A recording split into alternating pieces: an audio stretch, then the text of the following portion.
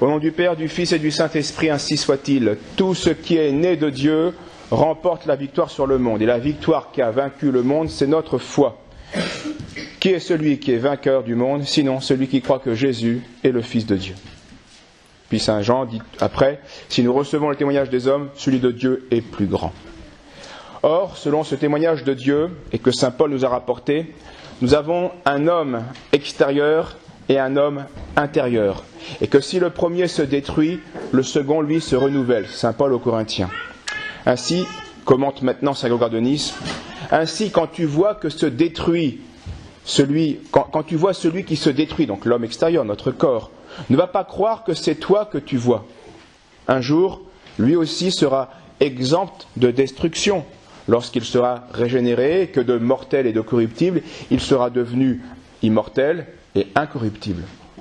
Donc il nous dit, ne nous attachons pas trop à ce corps qui va périr, puis de toute façon retrouver son incorruption. Toutefois, l'être présent s'écoule et tombe, et pendant que se détruit notre être extérieur et apparent. Ce n'est donc pas vers cela qu'il faut se tourner son regard, car rien de ce qui est visible ne doit être vu non plus, comme le dit saint Paul. Ne regardons pas les réalités visibles, c'est-à-dire ne nous attachons pas absolument à elles, puisqu'elles vont de toute façon disparaître. Donc ce n'est pas là qu'il faut porter notre attention. Enfin, notre attention définitive, absolue. Ne regardons pas vers les réalités visibles, mais regardons les réalités invisibles. Les choses visibles, en effet, n'ont qu'un temps, mais les choses invisibles sont éternelles.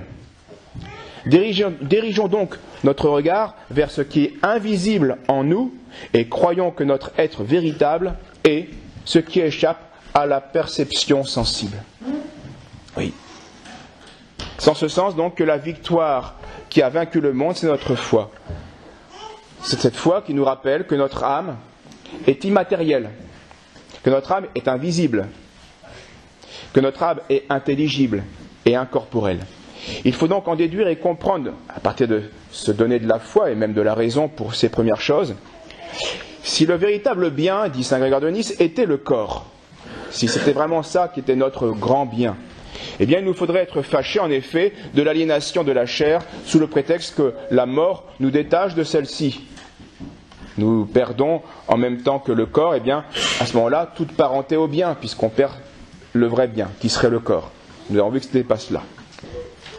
Mais étant donné que le bien qui est au-delà de toute intelligence, et à l'image duquel nous sommes faits, est spirituel et incorporel, il serait logique de croire que quand nous traversons la mort et devenons incorporels, eh bien nous remontons vers la beauté familière, à la ressemblance de laquelle nous avons été formés au commencement, nous qui sommes faits à l'image du modèle, d'un modèle qui est l'image trinitaire, qui est l'image de Dieu.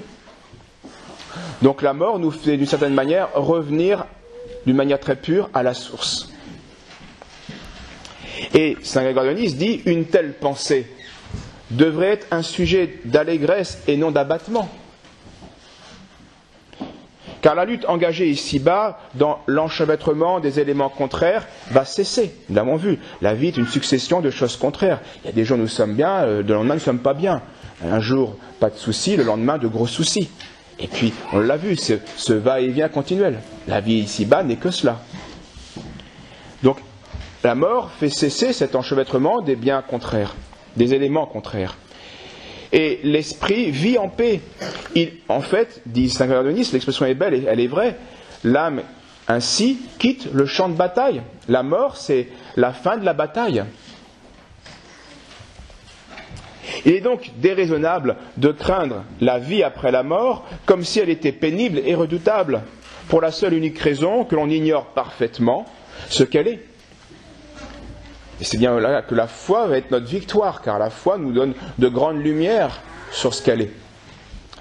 Nous devons donc nous défier de nos habitudes, car elles peuvent nous empêcher de nous convertir, de convertir nos désirs vers le vrai bien.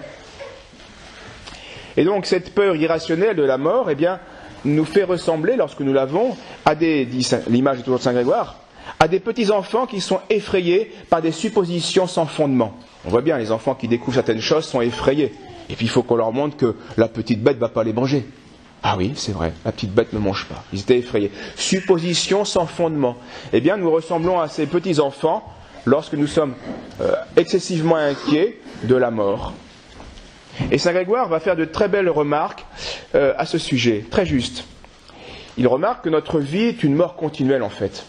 Depuis que nous sommes nés, nous passons d'étape en étape, nous changeons d'état en état, qui se passe d'une vie par la mort à une vie supérieure, et ainsi de suite.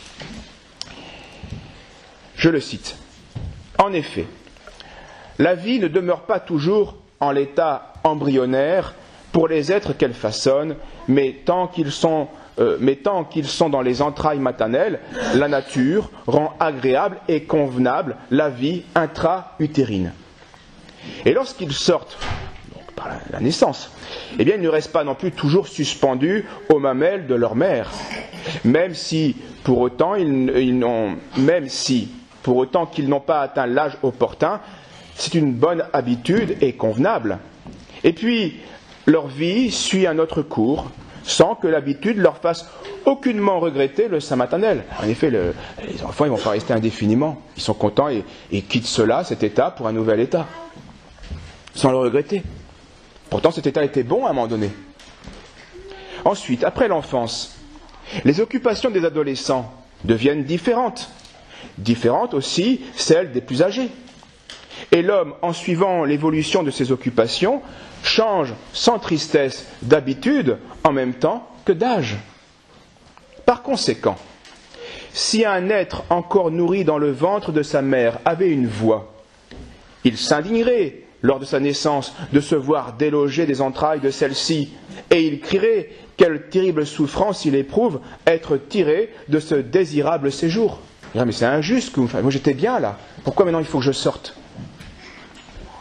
Et c'est précisément ce qu'il fait en respirant la première fois, lorsqu'à sa naissance, eh bien, ses larmes jaillissent comme pour s'indigner et se plaindre d'être arraché à sa vie habituelle depuis 9 mois.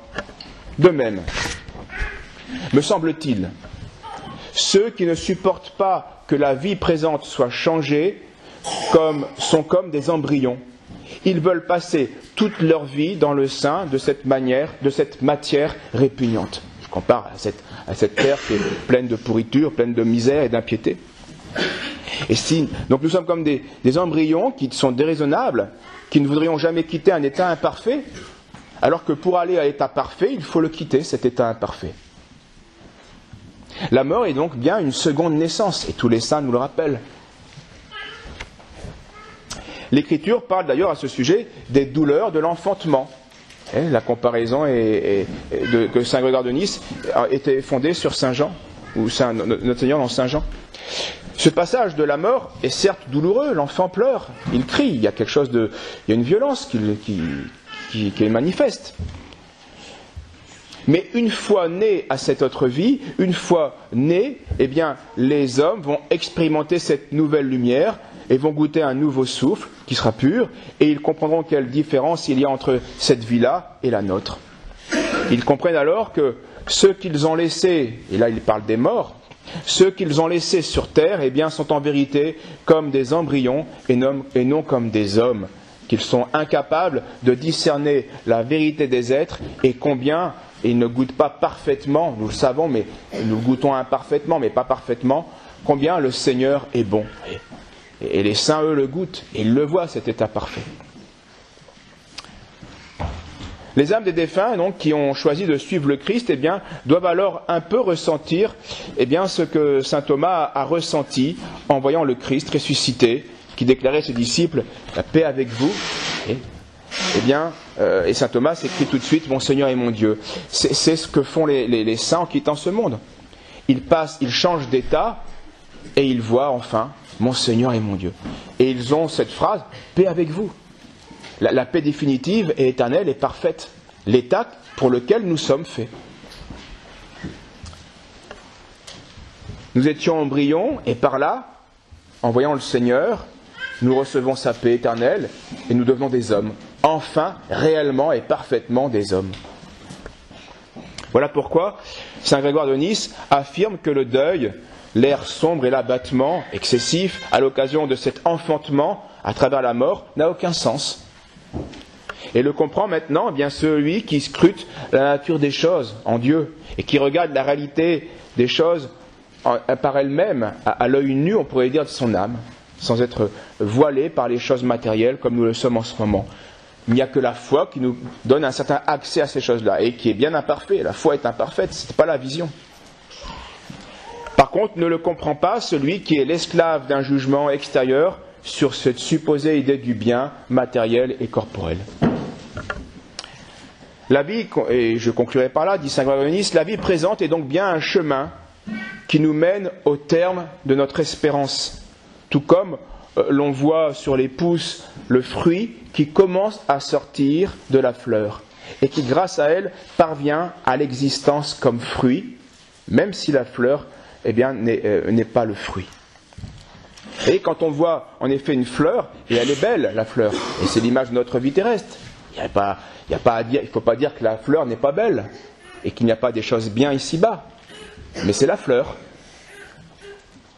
Et on ne voit pas encore le fruit, on l'attend et on l'espère. Donc la fleur est belle, mais on ne pleure pas lorsque la fleur disparaît, pour laisser la place au fruit qui est plus parfait, qui est plus nourrissant, qui est plus vital. Alors, pourquoi alors pleurer avec excès, bien que lorsque notre vie terrestre, la fleur, va disparaître pour laisser place à un fruit, à la vie éternelle, à la vie céleste. Donc tout ce qui est né de Dieu, disait saint Jean, remporte la victoire sur le monde. C'est bien dans ce sens-là que cette victoire sur le monde vient de notre foi. Oui. Alors puissions-nous ne pas être comme Thomas, qui a entendu ce reproche, parce que tu m'as vu Thomas, tu as cru. Heureux ceux qui, sans avoir vu, ont cru.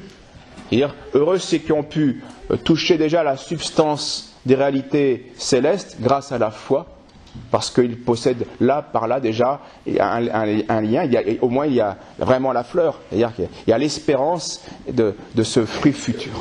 Au nom du Père, du Fils et du Saint-Esprit, ainsi soit-il.